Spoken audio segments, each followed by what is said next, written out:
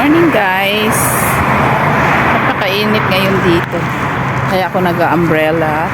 So dito tayo sa puno. Ayan po siya guys. Nakatambay ako dito sa puno. Habang hinihintay ko yung bus. Service namin guys. Papasok ako around 9. Hintayin ko siya hanggang dumating. Ayan, dumating na itong bus. Ayan guys, pero ibang yung service namin ang hinihintay ko hanggang mamaya. So maglakad-lakad tayo dito sa kainitan. Papakita ko sa inyo guys yung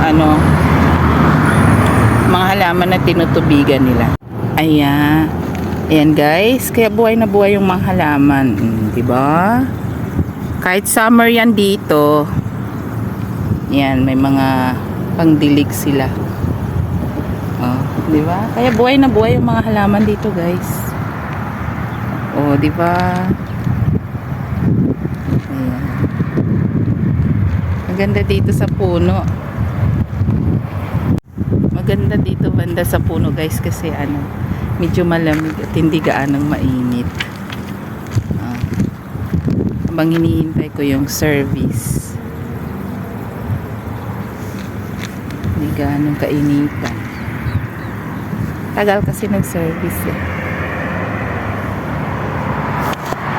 Guys, try ko po, nalalaglag yung aking payong. Diba? Kahit kainitan guys, ganyan lang yung life. Tinanggal ko na yung payong ko kasi nandiyan na yung service ko, so kailangan i-close ko na yung payong. Tingnan mo naman yung buhok ko guys, hindi ako nakapag paayos na. Ayan mo na.